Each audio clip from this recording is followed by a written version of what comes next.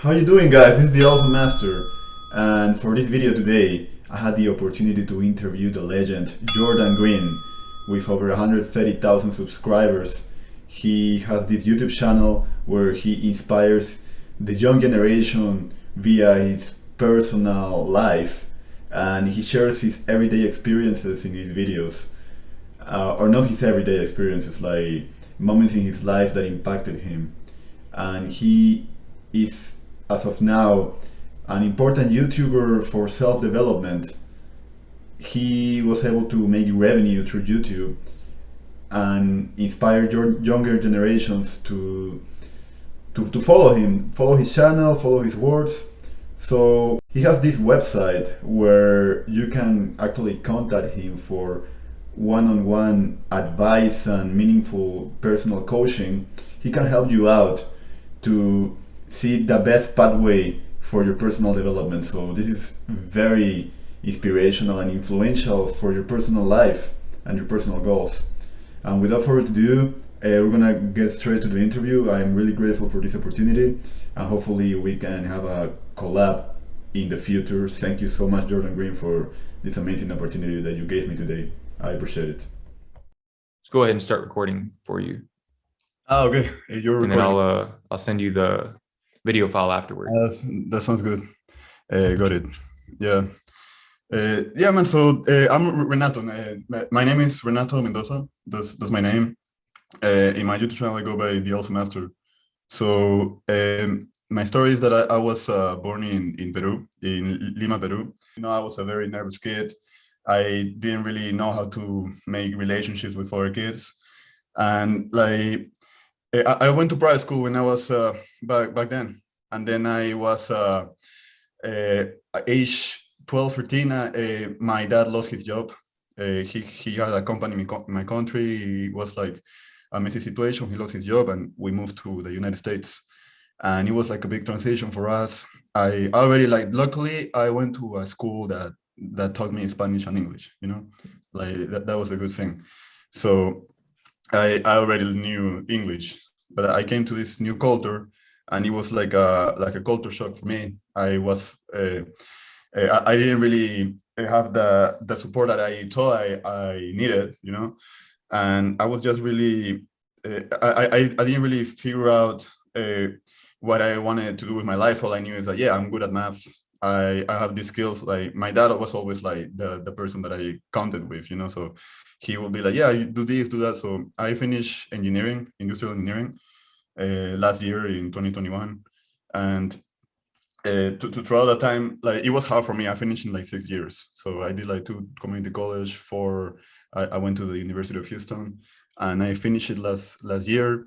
But like I was really, during the pandemic, I was going through a really hard time. I was like really like I didn't know what I wanted to do with my life. And then the pandemic hit. During that time, I was, for the first time, because I was raised as Catholic. I was raised as Catholic. That was like my main religion. But like I didn't really knew God, but like it was during that time I had a Muslim friend at my school. He introduced me to Islam. I started to learn a little bit about Islam, about the community, about how they help each other out. And I thought that was really cool. I was like getting more involved in Islam. And before, like, it was like February 2020, I went to one of the Muslim classes, and I did the Shahada, I accepted Islam. I learned how to pray, I learned a little bit of Arabic. And then the pandemic hit. I was like really like getting a lot of questions. I was just feeling really lonely, because I'm a person that needs to have a group to feel like good, And then the pandemic hit, and it was like really messy for me. I needed to have I was just going through a hard time. I was doing YouTube throughout like all this time, but like I was mainly doing like funny content. But during the pandemic, that's when I started asking these questions about Islam, and then the answers that I was getting to these questions were like, it kind of doesn't make sense. Then I started to have like a paranoia about hell. I was like, I don't want to go to hell. Like, what am I gonna do? But then that's where, for the first time in my life, I already, I was raised as a Christian. I already knew what Christianity was, but like for the first time in my life, I accepted Jesus into my heart. Like I started reading the Bible, and then I understood that Jesus is love. Like Jesus is love and God is love, and I just came into the conclusion.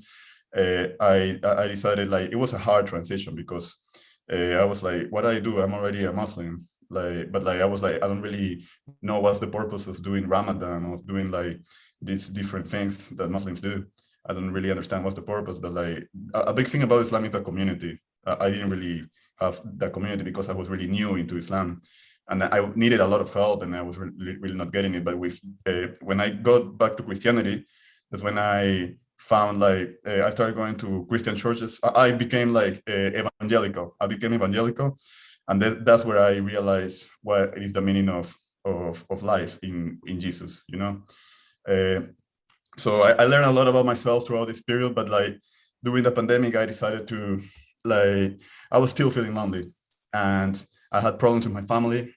Like I thought that nobody understood me, and I thought in my head that the best solution for all of this, and I'm also a person that likes to, I'm a very active, like very active person. So, and I was really, I was trying, but for me, I have really big problem with communication because I have social anxiety.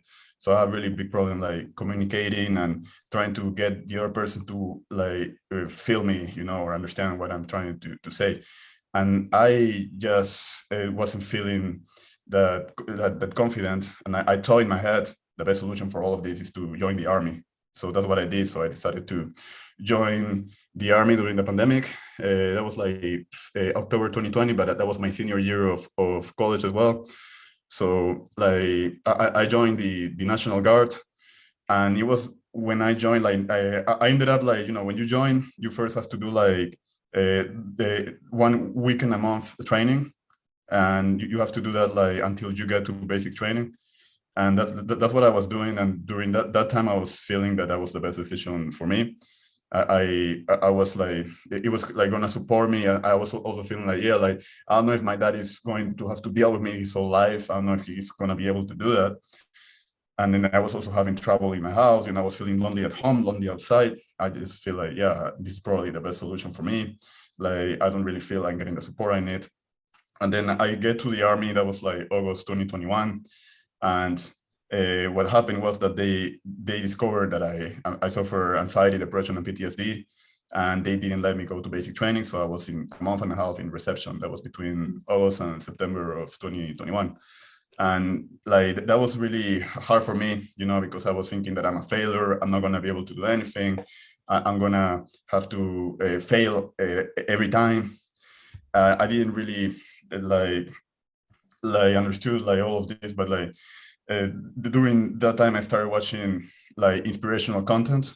So I don't know if you ever heard of Carnivore Realities. It's like an Instagram page that posts like how to make, like, for example, like you need to go outside more, get sun into your skin. So I started to learn about these tips of how to feel better about yourself, like little things that like kind of started to make sense for me, like, oh, so this is why people are telling me to make my bed, or this is why people are telling me that I need to have discipline. And I started to learn that happiness doesn't come from outside, doesn't come from like what people say about you, the opinions, your status, your value. People can have the opinions that they want to have, but like the real value comes within yourself. I started to learn that. Like also something that really helped me out was that I started going to therapy. It was during therapy that I got diagnosed. I don't know if you ever heard of the Asperger syndrome. So Yeah. it's like a syndrome. Yeah. So it's kind of like a level of autism that so that you kind of have like a hard time socializing with other people, And yeah, so for me, I started to understand a lot of things. So like I was like I started to forgive myself as well, which was like a huge part of my life, because I was like, yeah, so in my head, I might think that this other person has better value than me because he seems more confident.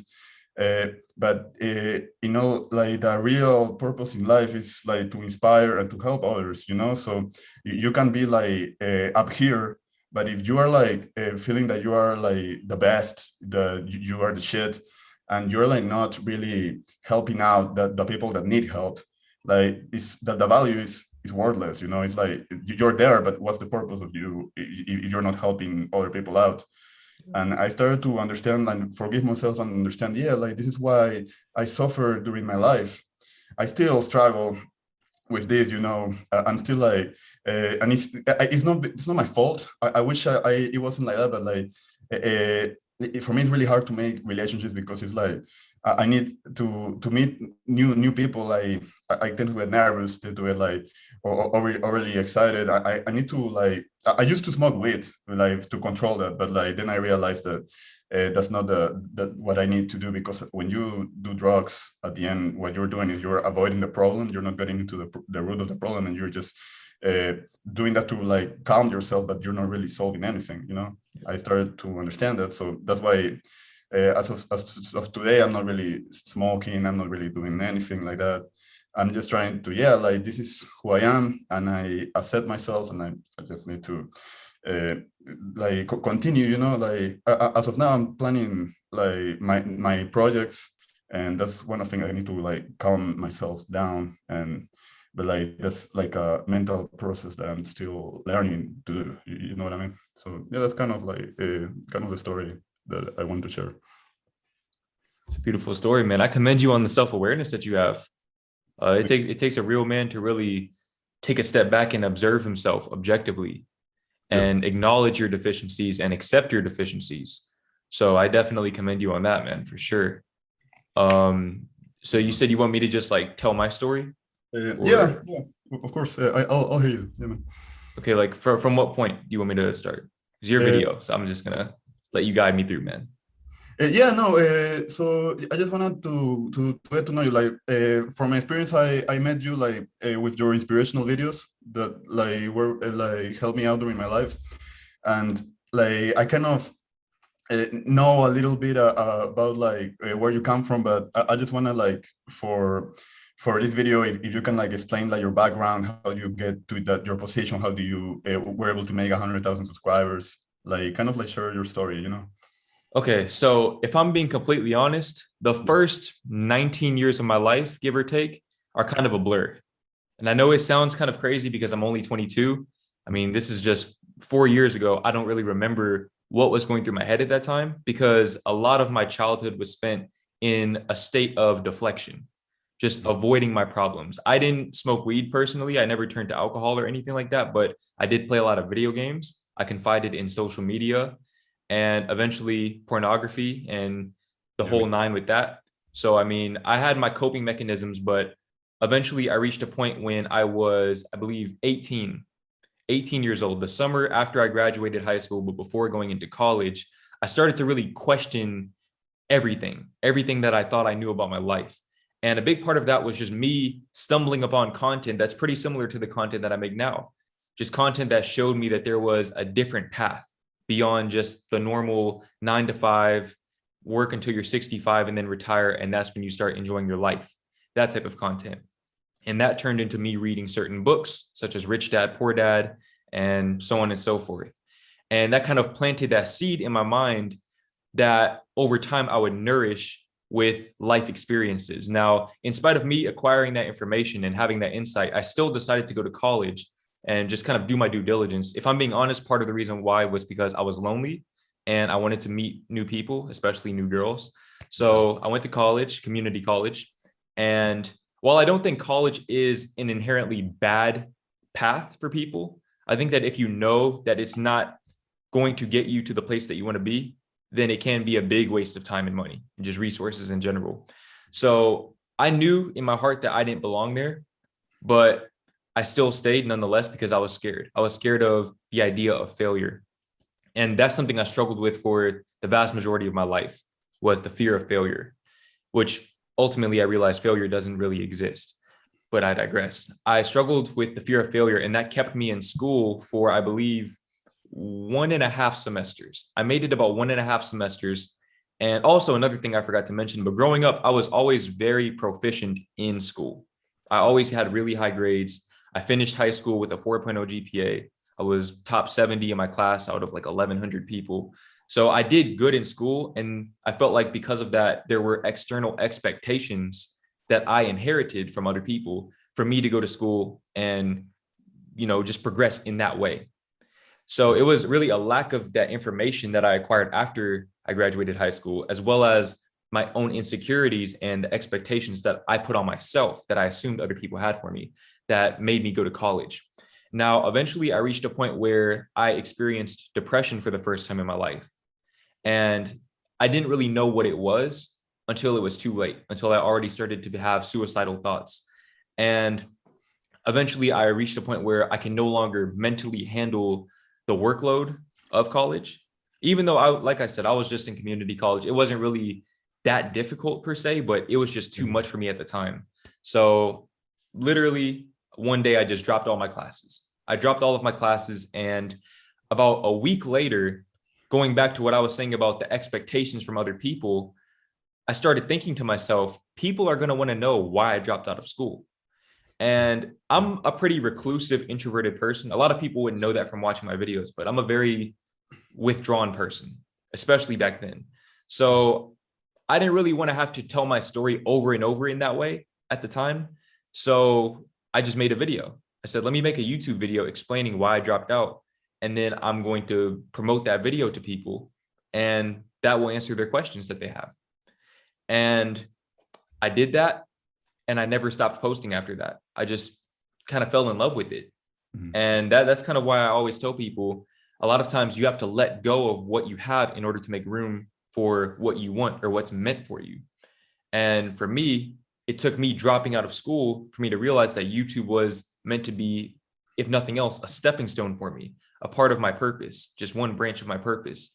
Now, as I progressed through my YouTube journey, I started off with entertainment content, a lot of public interviews and Tinder videos, and just me messing around, basically vlogging, things like that. Yeah, a lot of entertainment content, which is still all on my channel, by the way. I don't delete videos or anything like that, so you guys can see the progression. But I made a lot of those videos, but they didn't resonate with me. It wasn't who I was, but I was still kind of sharpening my sword in a sense, as far as it being a YouTuber. So learning new editing skills, learning how to use Photoshop, and most importantly, teaching myself how to get out of my comfort zone. And so even though public interviews were not really in alignment with who I am as a person, it still helped me grow. It helped me develop my social skills. It helped me learn that I can talk to people. I can go up to random people and interview them and do things like that. And I'm sure that's something that you resonate with now, given that, I mean, you're interviewing me and you interview people on your channel, and you have the background of having social anxiety and whatnot. So that's something that we connect with right there. But over time, I kind of reached a point where I realized that YouTube is the thing for me. That's what I want to do full time. I want to work for myself, and I want to inspire people. At the time, I thought that I had to do that through vlogging and entertainment content. But mind you, all of this is happening in 2019. I dropped out of school 2019. This is when I start to go full in on YouTube and do the public interviews and everything. So 2020 comes around, and I stumble upon this podcast by Sneeko and Steezy Kane. If anyone's unfamiliar with those two YouTubers, go and check them out. Sneeko and Steezy Kane. It was a podcast about the law of attraction. Now, I had heard about it conceptually because I was raised spiritual. I was actually raised to understand some of these concepts, but they were kind of planted in my mind before I was old enough to really discern what they meant. So when I saw law of attraction, I had seen the term before. I just didn't really know what it meant at that level yet. But apparently I was ready because I watched the podcast, and that podcast inspired me to pick up a law of attraction book, my first manifestation book. It was called The Last Law of Attraction Book You'll Ever Need to Read. And I picked that up January 2020. My life has not been the same since. After that, literally about a week after that, I met this girl on Tinder. She became the first girl that I ever fell in love with. I consider it to be a highly spiritual experience personally.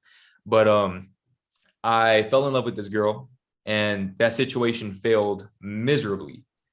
And at the time, I was absolutely devastated, but that served as the impetus for me not only switching my content into self-development, because that was just the natural next progression from that space. And also she told me to do that too.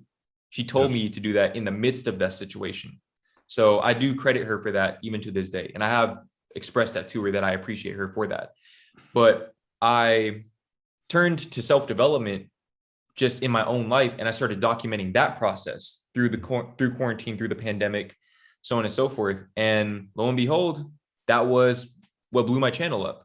And it's just been kind of a steady improvement ever since, not only in terms of myself, but in terms of my YouTube channel. And I did find myself in a relationship with another girl last year, 2021. The relationship didn't work out, but I learned a lot about myself. And she actually inspired me to publish my first book, a book that I wrote about the other girl, the heartbreak girl.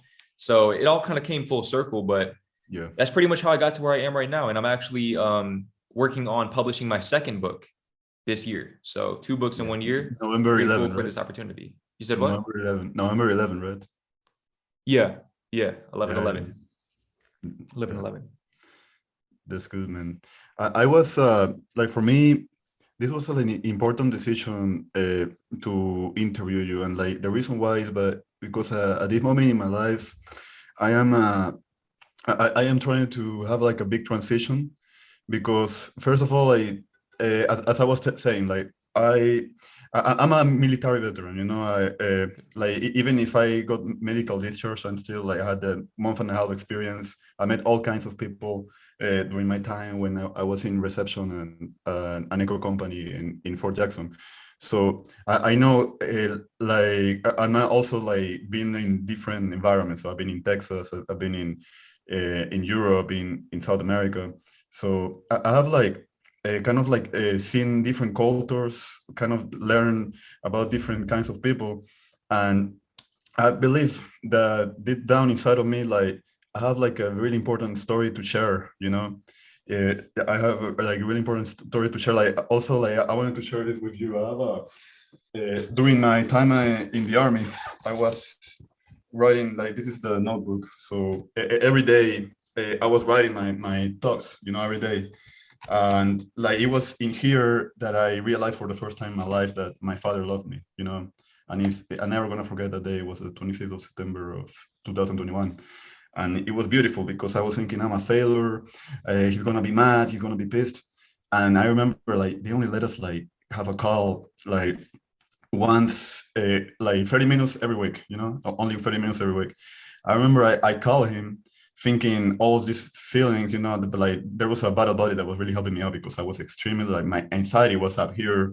I also was sick, that like that was like last week. I was sick because in the problem, and it's so stupid, like the system is just like, it's meant to like scare you, you know. Like the problem is that I was there and they were not letting me know when I'm going to get out of there. And at the last week I got sick and I got like freaked out because I was like, they're gonna send me to COVID Bay, you know. Like that was what I was thinking in my mind. They're gonna send me to COVID Bay. Like I'm gonna like have to be 2 more weeks, and everybody was saying, yeah, COVID Bay is the worst. You're gonna be there with sick people that are like throwing like really messy, like a lot of like stuff that I don't want to experience, you know. Like 2 more weeks, and I was like paranoid. And I remember like even in my bed, like, I mean, they do it as a joke, but they were like putting on my bed, this guy has COVID, like stay away from him.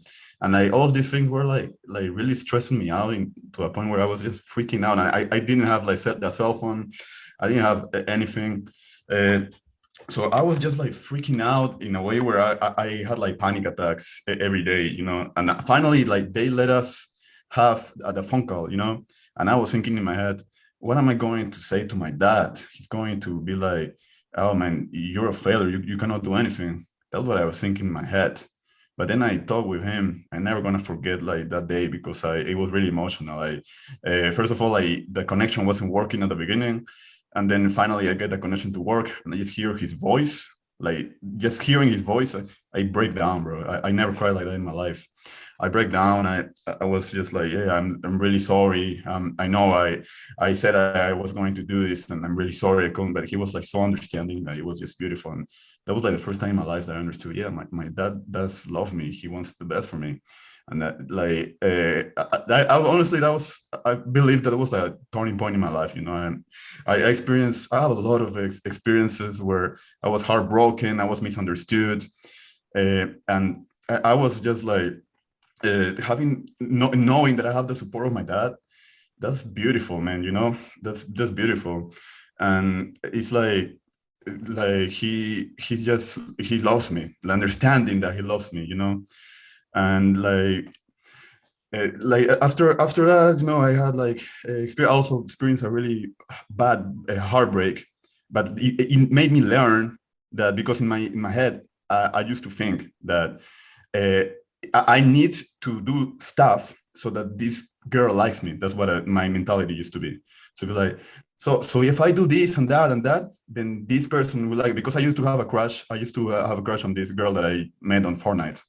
She was from my country, and she was like in a group of with my friends in my country, and I used to have a crush on her, and I was thinking in my head, I'm going to like show her, because that was the first girl in my life that I admitted that I liked, because before that, I used to, if I ever liked a girl, I was just like, I don't want to bother her, like saying that I like her. I don't really want to say that, because it's going to be like, I don't want her to have like a reaction that is going to affect me. I was afraid, but it was like the first girl in my life. And it was mainly because friends of mine pressured me to tell her that I like her. Like I told her, like, crying, that I like her. I was crying, and I admitted that I like her, and she was like, "Hey, don't worry," and I still had a crush on her.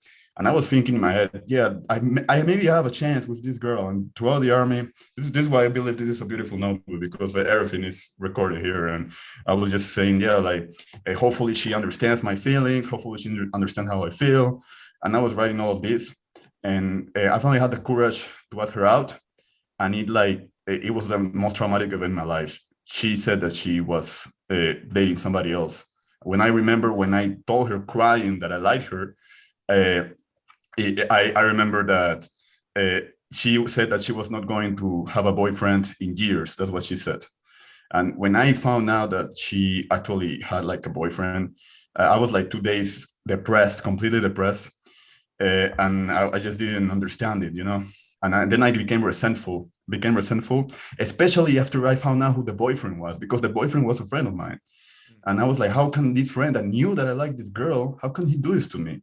Like, I was so mad. I was so pissed. But then I was like, uh, I was just trying my best, because I even figured out, like, what pissed me the most is that it wasn't even a good relationship. Like, this guy was cheating on her with other girls, like, and then she was saying, no, she's not really my boyfriend. It was like a toxic relationship. That was what pissed me off the most. And then it kind of distracted me, because I was already, after the army, I was already like good, not good, but I was already focused on my goals. I was already like, yeah, like, this is what I wanted to do. I started doing interviews. I thought, yeah, I want to do YouTube. And then this situation happens. When I was dreaming, I was saying, yeah, God is telling me that this girl is going to be my girlfriend. And I figure out these things happen. It just like completely threw me off. And all of this focus just went away. I started focusing more on the girl than on my own life. And then I went to my country. I wanted to show her that I liked her, and I finally, because we met online, so we haven't really met in person, and I wanted to show her that, yeah, I'm worthy, so that we can meet. And we finally met, and that was even more traumatic, because when we met, even though I explained to her that this situation with the guy still affected me, and I was thinking in my head that, and also because other friends were telling me that they broke out, and now I have a chance, I didn't know that they were messing with me. They were messing with me. But I was thinking, yeah, maybe I have a chance with this girl, and I'm finally gonna meet her. And then I meet her, and the first thing she does, she takes a picture of me and sends it to the fucking guy. That just fucking, like, it was even worse. It was even worse for me. And like, I got, like, it was affecting me to the point where I was like, no, because I'm not an aggressive person, I'm not normally an aggressive person, but at the time, yeah, I didn't do anything. I was just shocked. I was just shocked. I didn't know what to do. Uh, and then, like, the room, because we went out to eat, me, her, and two other friends, we were eating. I was just in shock. I was just really affected by the situation, and she didn't really seem to care about it. And then I decided, no, I'm gonna be the bigger man. I'm not going to react. But it was like building up inside of me, until one day I couldn't take it anymore. So I fucking just sent her an audio, so, like, really pissed off, saying, you, because she didn't want to explain the situation. She didn't want to explain the situation. And then I figured out that this guy already like broke out with her, and they were like in a fight, like they were never gonna talk to each other anymore. This guy is my friend now, by the way, like he's a really good friend of mine now. But like I figured out like that they broke out, and then she was like really I just was like not understanding. So you're single now. I showed you everything that I could, that I liked you. I remember even I sent you gifts on your birthday. I did all of this, and you still like don't like me. I don't understand, you know? And then she was like, don't she was like, leave me alone, you know? And I couldn't take it anymore. I did things that as of now I regret, and I already said I'm sorry. But I just completely blew you up, you know. I started saying things that I regret, and then she ended up blocking me, you know.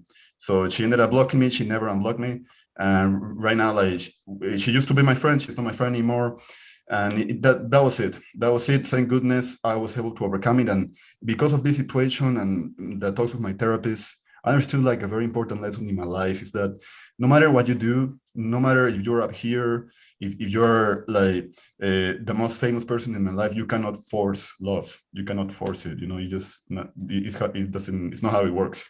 It's not how it works. So like I learned that, and I feel more at peace because it wasn't me. The problem wasn't with me. It was more with her because she didn't really like. If you don't like yourself, you cannot like other people, you know. And she was dealing with issues that she never told me, and I imagine that it was really hard for her. So I forgive her. I forgive her, and I understand, you know, like.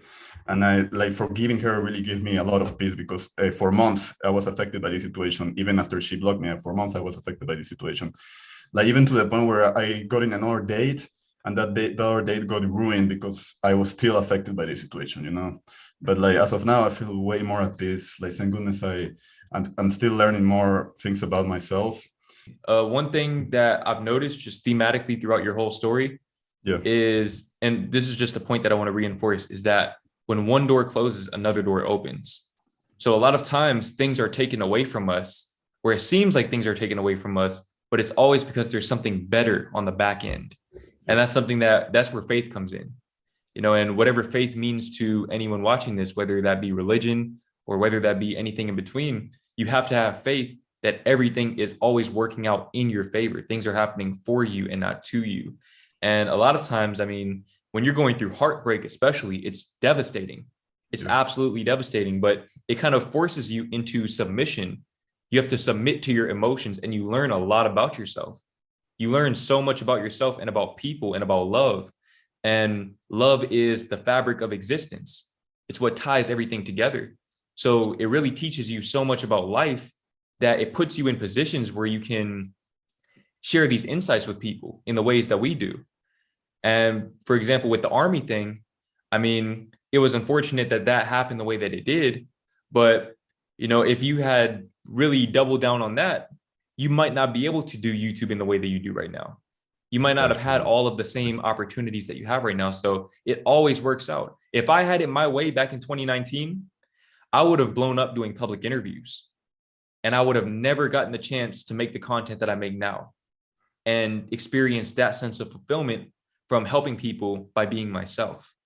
If I had never gotten my heart broken, I would have never been able to publish my book, Soul Shock, Yeah, and been able to help people with that book. So I feel like going through stuff, it makes you so much wiser.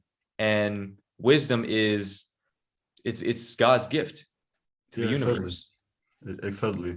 And this is interesting because, you know, I remember you said that you struggle with pornography, and I did struggle too. But I realized why I did, because first of all, I didn't really know that was an issue until I gave myself into religion, until I started getting interested in religion. That's when I understood that, yeah, like pornography kind of like makes you want to damage yourself, you know. I kind of started learning about it.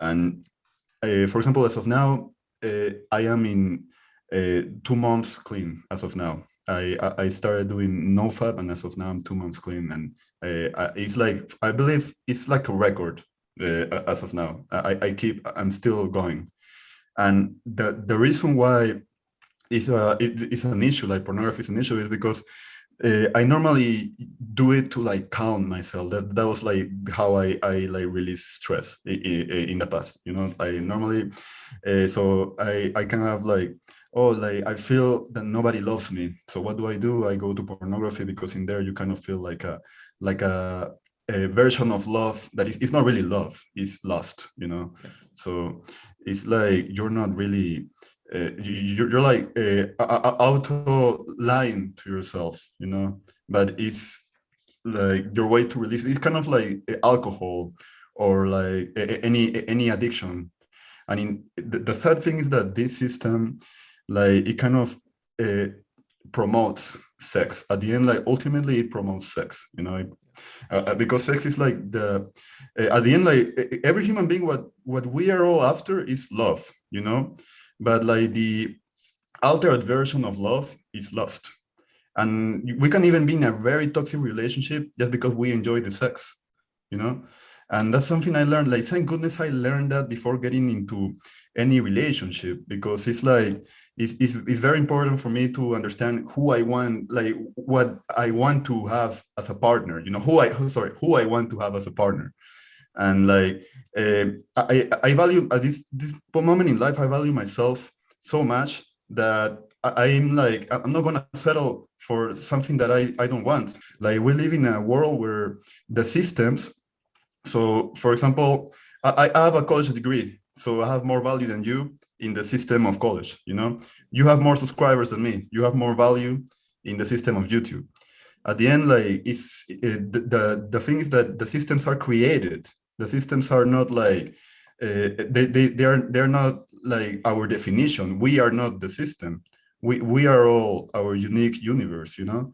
So that's how we learn with experience. And like at the end, we what we all have in common, like that's what I personally believe. And people may not agree with me, but I personally believe that every human being in the world is looking for love, you know. That's what we're after. And like that's the issue, the system that we live in, especially in the United States. Because if you go like to a Muslim country, for example, I've been to Qatar. It's a Muslim country. So in Qatar, like they have like the Sharia law, so it's very Muslim based. So the woman has to be covered, you know. But in this culture, the Western culture, what is popular, what makes money is sex, you know. And because of that, then sex is promoted, and it's promoted into the generations. So that's why people, that's what people believe is the most popular thing. So that's what people go after. You know, that's why you see that the big parties. That's why you go outside, and that's like you see the toxic relationships and people screaming. You know, that's what's popular. Like, if somebody can understand, that's what that system made us believe, but that's not the reality. That's how you like start to be different, you know, and realize that, oh, like I can actually do something productive with my life. I don't have to settle. I can actually be a leader, you know, or be what I actually want to be. Like, when you're a little kid, you like, I believe that's something that we all have in common. When you're a little kid, you kind of you kind of know what you want to do. No, you don't really know, but like you kind of wish. So you can be like, oh, I want to be an astronaut. Like, this is really cool. But like that little kid's belief of wanting to be that person that is really cool. I want to be an actor. I want to be this. I want to be that. Like that little kid, like they dream, but then like when they start growing up, like that's when the frustration builds up, because who they want to be, they never get to be that, you know. They never get to be that. And like that's the problem. That's why you see a lot of violence and a lot of like messy situations. And the problem is that that little kid, like they need uh, to understand that, like, to get there you need to follow a certain path, but that path is not easy to follow, because it tends to be like you lose like experiences. You know, you lose, oh, like I didn't go to this party, or I didn't go to this to this event or whatever, and you miss out. You miss out. And what we as human beings, we don't like to miss out, you know. So it takes like you need to be really strong. You need to know where you want to go, and it's easy to get lost. It's really easy, you know. Like that's what I believe, like from my experience, 100%. I love what you said about just kind of detaching from the systems Yeah. and really observing them from a third person point of view. I feel like, in a sense, love is a system. It's the ultimate system, it's the perfect system. Yeah. And in a sense, lust and all of these other systems that are founded on lust are shadows of the system of love, Mm. because love is systematic in a sense. It's not logical, but we have this gravitational pull toward each other. And I feel like it starts with loving yourself first and foremost, because you have to have your own gravity. You have to have your own gravitational pull in order for the solar system to work the way that it does, the proverbial solar system that is. But I feel like a lot of people, they conform to these systems because it provides them with a sense of stability, a sense of security, and a sense of community even. And that's why I say it's a shadow of love, is because it gives you those shallow, empty senses of the real thing. It's a facade.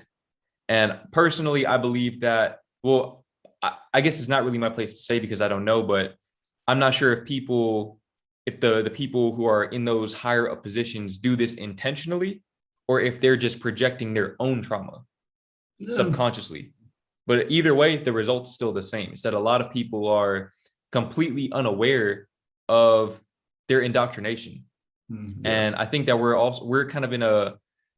in a position now to wake people up, Mm. to Yeah. really wake people up and show them that love, to your point earlier, you said Jesus is love, God is love.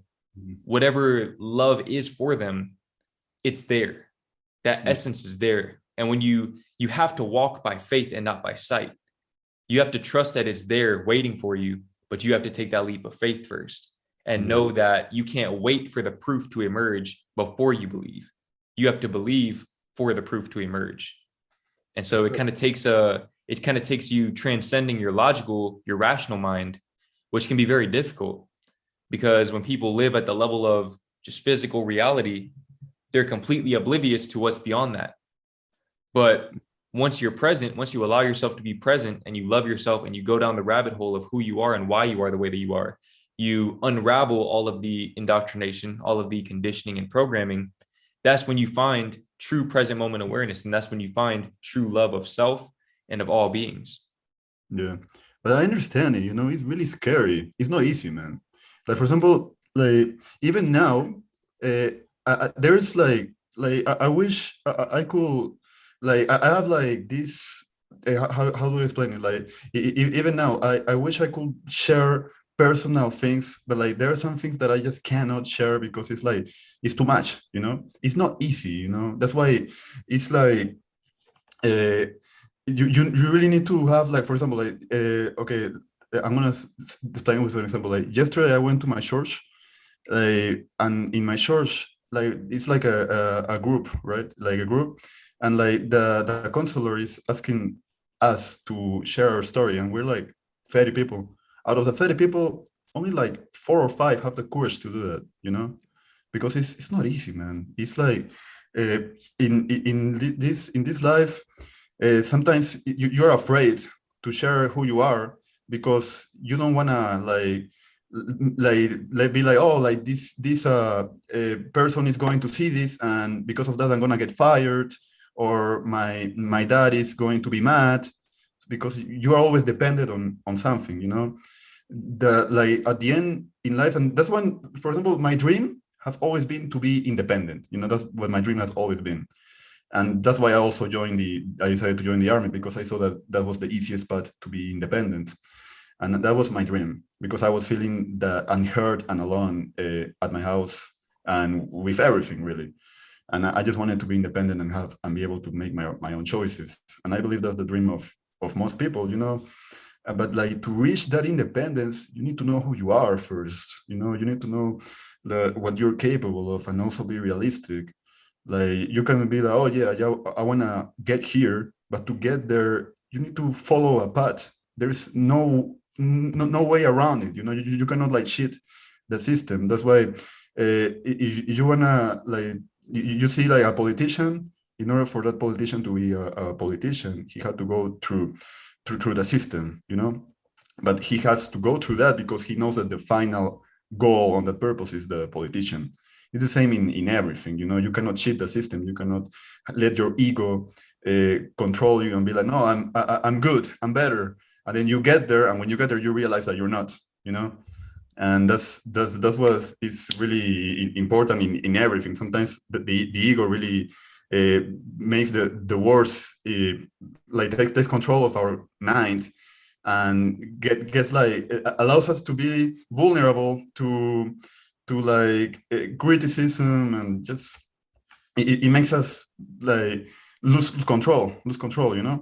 But if you have like, if you can be humble, you like, even if you get there, the problem is that a lot of people get there without deserving to be there, and they do more damage than they do like good to others. That's a problem, because if you want to be in a position of a leader or a person, at the end, I believe every position is a position of a leader, because you're always influencing somebody else.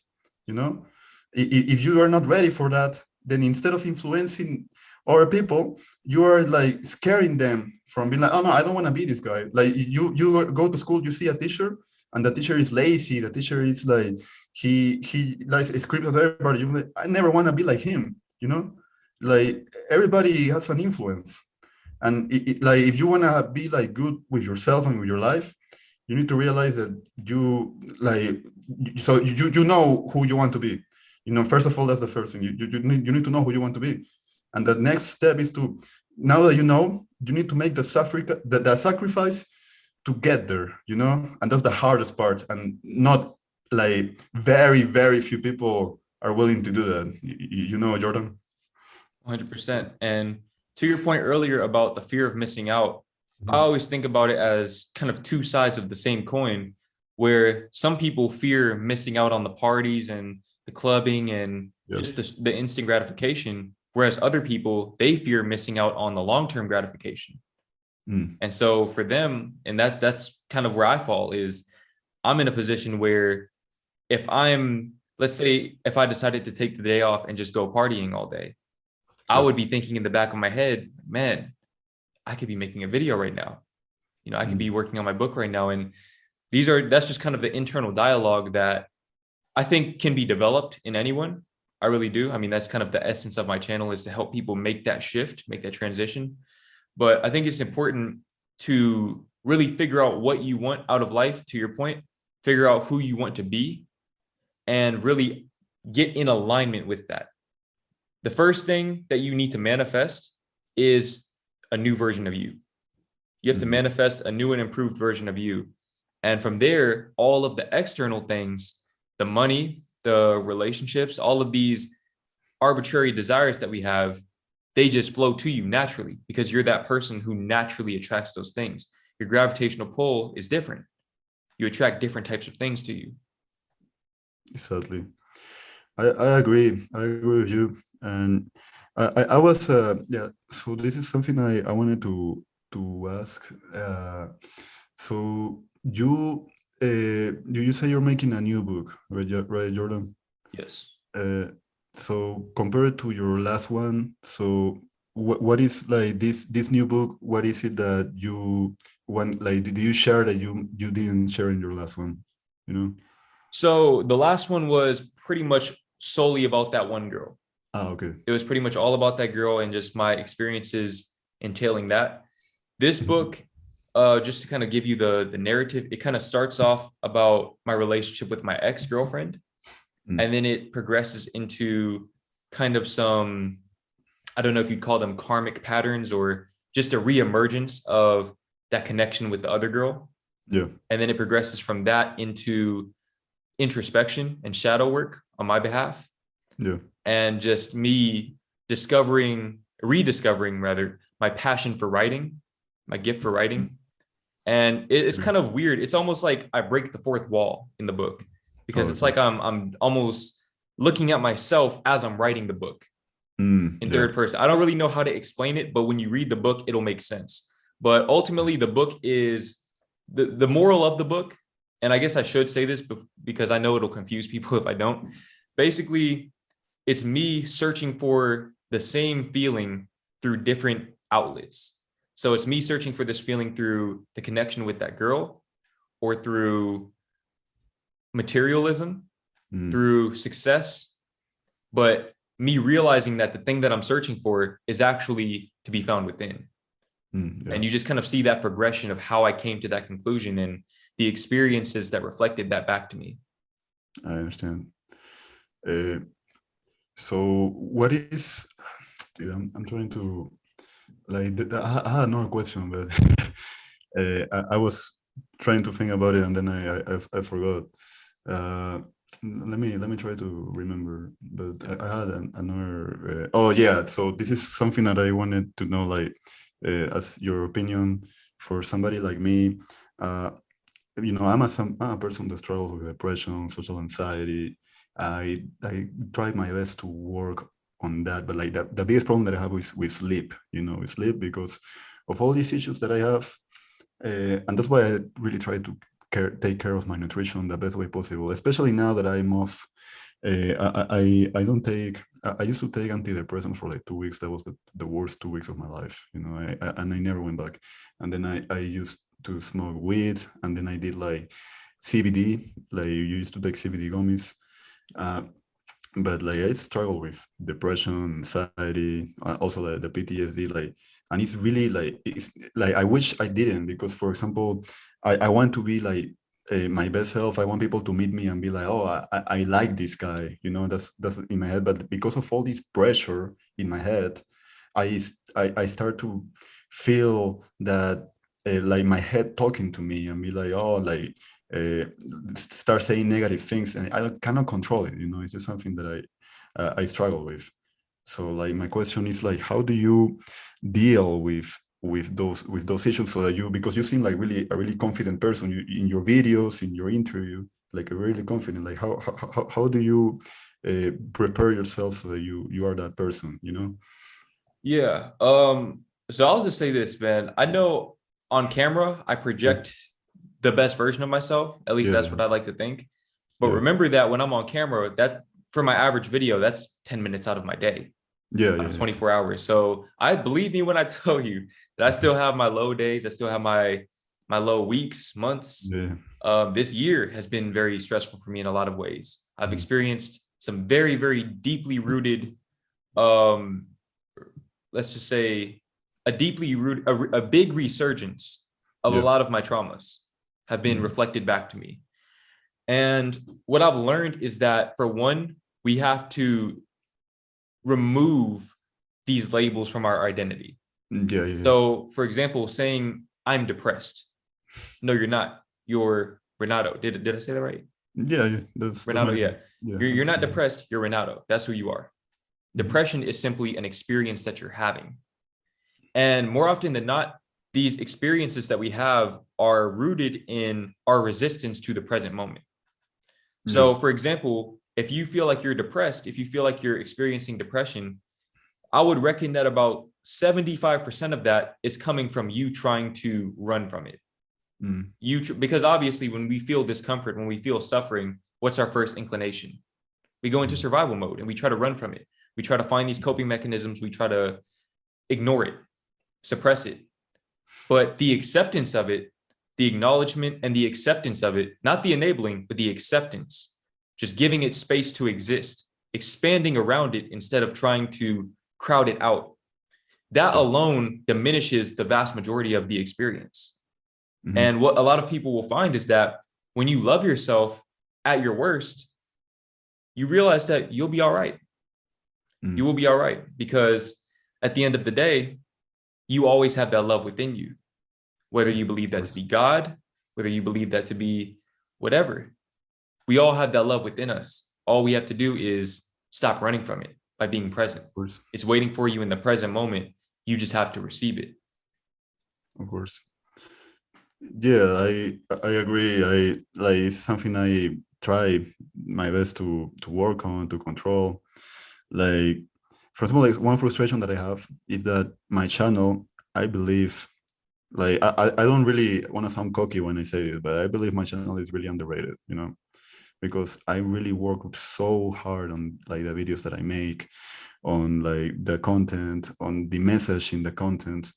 And I just believe that I wish more people could see my videos, because I believe that it can help them out, especially the Spanish videos, because the Hispanic community, like if in the United States, the like people suffer with this, in Latin America is way worse, like way worse, where like the system of sex and drugs and all of this, and like the lack of God in the lives of many people just takes a huge toll on everybody at the end, and it's messing up society.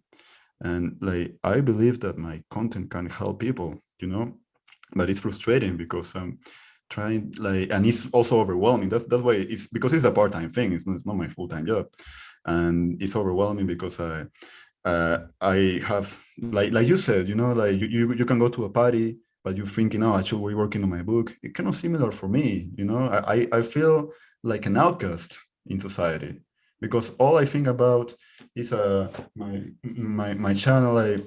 My channel, I even make like business cards like for my channel. Like that's all I think about. But because in myself, I wish that I could be like more confident and be like, yeah, I have a good creation that I can promote and I can tell people about it. But in my head, it's like, no, it's stupid. No, it's like nobody wants to see my videos. And even now, after all the suffering, after going to the army, after me, I remember before going to the army, I used to believe me going to the army is going to make me more confident. That used to be what I believed. And that wasn't the case, like confidence is something that you have to build. So like that's what I'm saying. Like that's one of the frustrations that I have is yeah, in my channel, the Alpha Master, like I work, like it's like kind of like my life work, it's what I wanna like my dream job will be in my channel, basically. Like because since I was a little kid, I watched YouTubers, and I started growing up, and I started getting in like they were like my inspiration. That's even how I learned English is because of YouTube, like not learn, but like progress my English. That's why you can hear me talking fluently right now. So like it's frustrating for me because like you can I wish I did not have like the belief in my head that it's like, oh, like no, you don't deserve this, when deep down I kind of believe that I deserve it. It's like I remember you made a video about manifestation, how you manifested that you will get to 100,000 subscribers. I remember that video was really emotional. I remember I watched that video, and that's something beautiful for me. For example, something important, I manifested that July will be the best month of my life. That's what I manifested. I remember I posted an Instagram picture saying, yeah, I'm done with depression. I'm done with feeling bad about myself. July is going to be the best month of my life. And then I hired a personal trainer. I started working out. I overcame my traumas for the first time in my life. And I started doing things that scared me, but I did them, And July ended up being the best month of my life. So the manifestation worked. And it's kind of similar with this right now with my YouTube channel. I want to get more recognition, I want to get my message across and share my story. But for me, the hardest part is within myself, believing that it is worth it to sacrifice the time and the energy to do this, because it's not easy when it's a part-time thing that is not making money at the moment, So yeah, it's kind of like what I wanted to share, because I had the feeling that we had some things in common, because I saw this is why I decided to contact you as well, because I saw your story and I was like, this is similar to mine, but you became successful, which is amazing. So yeah, I wanted to share that with you. Yeah. Yeah, a lot of what you said is very familiar to me, in that I definitely experienced that myself. And Yeah. I feel like the biggest shift that I made, aside from just stepping into my authentic self, which it seems like you've already done, I looked at your channel yesterday, and correct me if I'm wrong, but you had what, 800 subscribers, yeah? Yeah, 800, yes. All About right, so 880. Yeah. okay, so the thing is, when we talk about subscriber counts and just numbers in general, Yeah. it's very easy, especially when you're looking at other YouTubers, it's Yeah. easy to see someone like me and say, oh, he has 130,000 subscribers. Yeah. I wish I had that. And little do you know, I'm looking at somebody who has 1 million subscribers. I'm like, man, Yeah, he has 1 million. I wish. And they're looking at somebody with 10 million. So at a certain point, and I feel like it's best to do this as early as possible, you have to take a step back and look at what you already have and yeah, say, yeah, wow, 800 people. It doesn't seem like a lot in the context of YouTube. I'm gonna tell you a quick little story that actually blew my mind. So yes, it was around the time that I hit 40K on YouTube, 40 or 50K.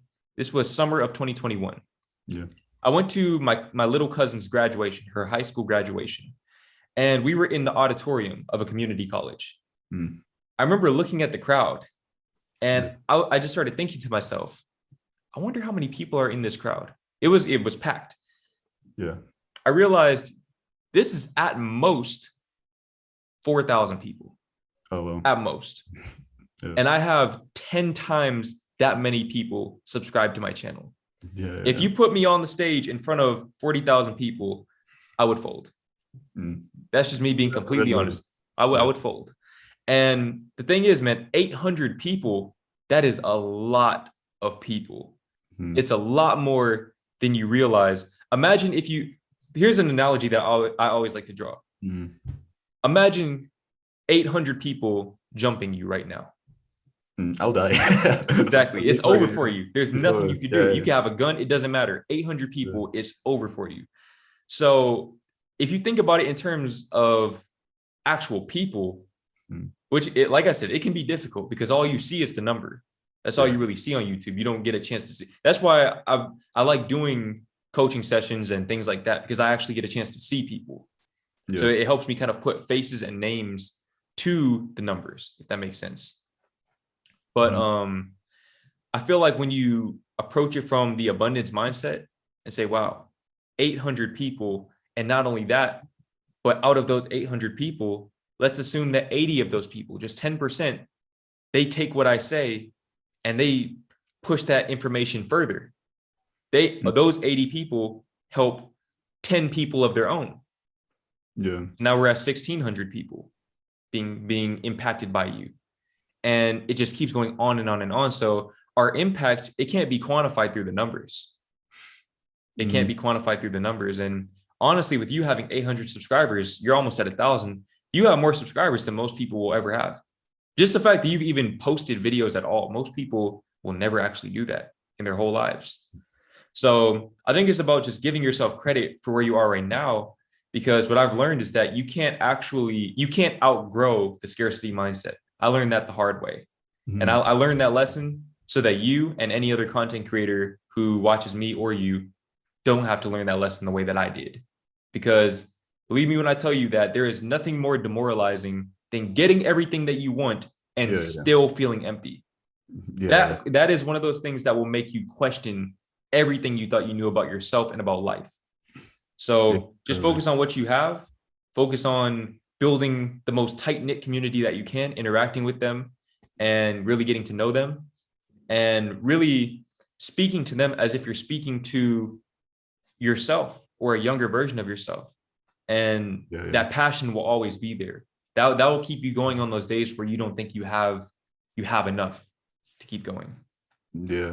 It's crazy. Like sometimes, and that's the beauty about human relationships. You know, it's like you need like somebody else to remind you of who you are. You know, and that's like that's just because when I tend to be by myself, especially in this new transition period. Uh, like for me, that's the hardest part. When you are by yourself, you start getting like the worst possible thoughts in your head, and most of those thoughts are not even true, you know. But it's like all these like feelings, and it's crazy because I also I have other friends that tell me similar things. Where hey, you need to be like you need to realize your value, you know, because you have like this skill that a lot of people they will not even be able to talk about any of this like in their lives, you know, and they will just settle. But you have the skill where you have the power to talk about important things that can help other people out, and you do it on the daily basis without shame of sharing stuff that you like that you will not share with anybody, that are personal, but you share them anyway. And I just like, I believe that is like something very important, you know, very, very important, because like the lack of shame, the lack of, and it's really scary to go through that, because I used to be like made fun of when I was a kid, because I used to stutter a lot. I used to be made fun of. And to the point where I couldn't even talk anymore with anybody. Because I started, and then and the school I grew up with, like the people were really mean, so they will just make fun of me constantly, making me believe that I cannot talk. Or I used to sing beautifully. I remember I used to have like a beautiful voice to sing, but because of the social pressure, these people that at this point of my life, I believe that they were just envious of my voice. They made me believe that having a beautiful voice was embarrassing, and I should like not uh, go through singing. At this point, I love music, I love singing, and I'll do it no matter what people tell me, because that was just a stupid mindset of like the environment that I grew up with.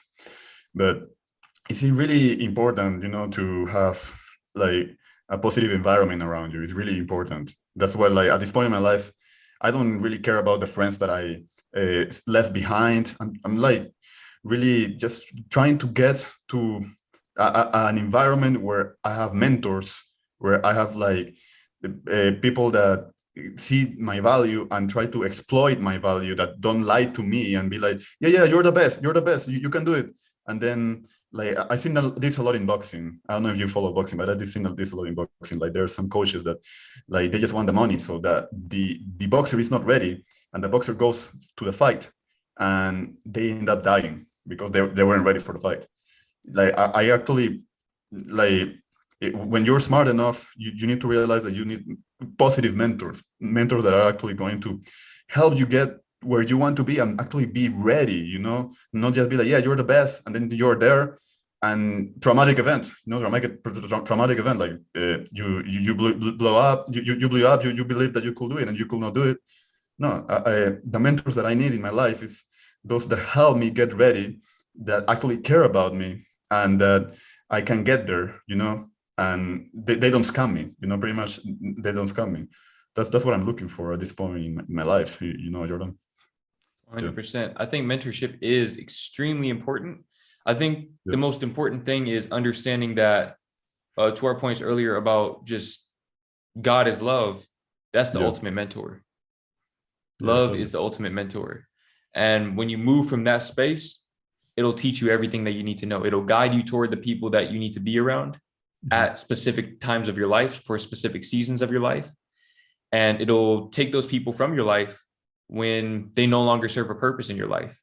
Yeah. And so I think it's very, very important to just move from a place of love, loving yourself, loving, and by extension, loving the world around you. Because when you don't love yourself, you'll project your insecurities. You'll project that lack of love onto other people, and you'll repel people. You'll put other people down, kind of like those kids that made fun of you growing up. Yeah. I mean, obviously they're just insecure about themselves. Therefore, they try to push you down, because misery loves company. Yeah, exactly. So when you move from a place of love, you naturally attract people. I mean, I've had people, just random people that I've never talked to before and haven't talked to since, didn't even get their names. And we'll have the deepest conversations about manifestation, about success, about life. And that'd be the last time I ever see them. But that one conversation, aside from the subject matter that we talk about, it serves as a reminder that I'm on the right path, because I'm attracting these types of people. Yeah. So I think as far as networking goes, instead of focusing on bringing the right people into your life, focus on becoming the person. Focus on becoming the person that people want to network with. Yeah, exactly. And that's when all of the networking, it takes care of itself from there. Exactly. Yeah, that point is really important. Like it's for anything in life, really, you know. And like, yeah, it's like, you know, because this is like a mentorship.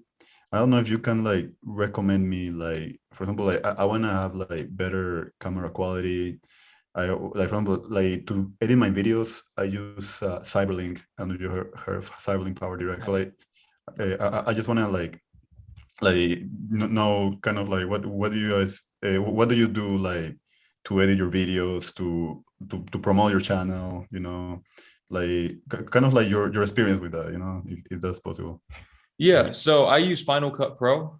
I use Final Cut Pro for editing my videos, but a good alternative is either Adobe Premiere Pro, which I believe is $20 a month, give or take. Final Cut Pro is $300, a one-time fee.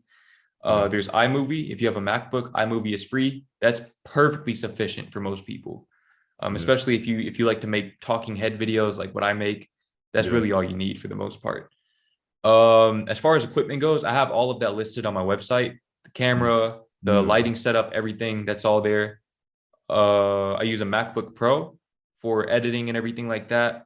I have a Blue Yeti mic. That's what I'm speaking into right now. This is about $120, $130 from Best Buy.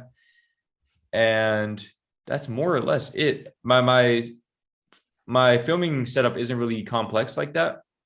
It's just over time, I just accumulated a lot of different things. When I moved out though, when I moved into my apartment, I did revamp my whole setup.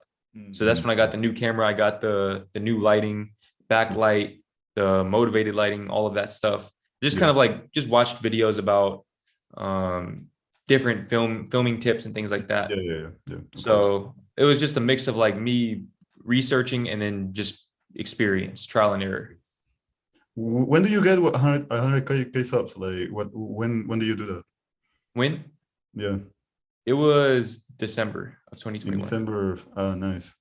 Yeah. And like, do you ever thought that you could get 100K subs? That's honestly a yes and no thing. When I first started, I was honestly, here was my mindset when I first started. When I first started, I hit 100 subs.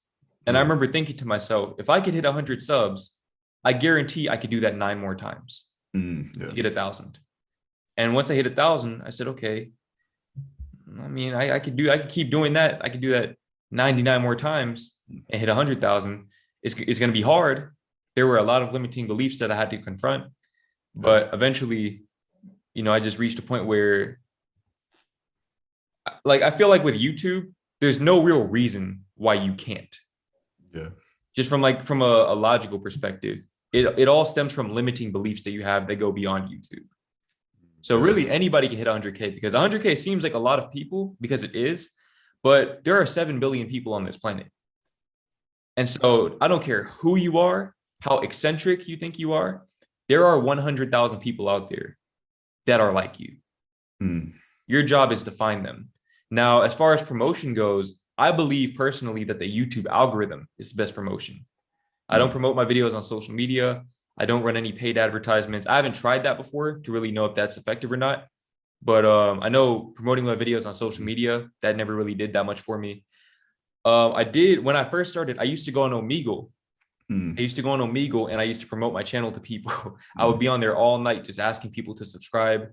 20 subscribers, and then 8 of them might unsubscribe. Cool, 12 new subscribers for the day. And for me at the time, that was a lot. So I would just kind of try all of these different things out. Doing public interviews, of course, if I interview 5 girls, they're all going to want to see the video because people want to see themselves on camera. So that might be 5 subscribers, and then I might do 5 of those interviews in one night. That's 25 people. I was just getting at how I got it. But eventually I realized that the most efficient way is the YouTube algorithm. The best way to use the YouTube algorithm to your benefit is to increase your average view duration and your click-through rate. So basically, make good thumbnails and titles and make good videos. That's what it comes down to. Like you said, you can't cheat the system. Exactly. There's no way around it. You have to make good content. Exactly, man. Yeah, from experience, you know, like last year, I used Google Ads. Like what it does, it promotes your video, but it promotes it in a way that you get like the instant views, but they're not like those views don't stay with you, you know. So you can have those views on that video, but it's not really helping your channel. Like the best, what I figured out, because I remember I made a video like 2 years ago that blew up. It got like 30,000 views, and I got like 300 subs from that video. The videos that actually make your channel to progress are those that make an impact, you know. And like somebody watches that video, then another person recommends it, you know. And sometimes that video can be in your channel for months and be discovered like months later too, you know. So Like that's why somebody that wants, and for me, I used to be very impatient. You know, I used to be like, oh no, this video sucks. I'll just fucking delete it. But you will be surprised what the algorithm can do, because it's like that video may get popular in the future. And I remember like I made a video where I like worked on it all day, and it was like a meme video. And I was thinking, yeah, this is gonna be the video that's gonna blow my channel up. And I made it because it was like a trend back then, and I was seeing like the people do that trend, and I was jumping into the bandwagon, you know. And I was thinking, yeah, this video is going to blow my channel up, and I was very disappointed that it didn't. You know, I only got like about 50 views at that point. But then like months passed, and this video now it has like about 8,000 views, something like that, and people are still subscribing to my channel because of this video. So, you know, it's just it's mainly about the content. You know, it's mainly about the content. Is that's the main thing about like getting subs. At the end, I think views are more important than subs. You know, like in my opinion. Yeah, yeah. Do you want me to like get my input on that? Yeah. Okay, my fault. Yeah, so like, I definitely agree. I feel like here's the thing: you have to view it from a viewer's perspective. yeah. So you might remember if somebody makes you laugh. Mhm. Like, okay, yeah, that was a funny guy. But you'll remember for sure if somebody changed your life. Yeah, yeah. If you were at a point where you were at your lowest point in life, and somebody made you feel like you were worthy, Yeah, or yeah. if nothing else, like you were not alone, that sticks with you. And that's why for me, like I remember those people. I remember those people. And that's why I look beyond the analytics now, because I used to judge my channel based on subscribers, views, and just all of the numbers. Everybody has done that at one point. Exactly, for sure. We've all been victims, man. When you go on the YouTube studio and you see the gray arrows, that can ruin your day. But like, what I realized is a lot of the videos that changed my life, some of them are at like 1,000 views right now. And I'm like, wow, but about 20 of those views were me. Yeah. Because that's a video that I go back to every time I need that inspiration. Exactly. Every time I need to find some peace. So for me, that's why my general philosophy nowadays is to create the most impactful content that I can. Oh. As opposed to creating like the best videos, like the best in terms of the cinematography and so on and so forth. I just want to make videos that change people's lives. Of course. Yeah. Yeah, that's like the best way to grow a channel, bro. And yeah, I learned a lot like from this interview, man. I appreciate it. For sure. Yeah. I learned a lot too, man.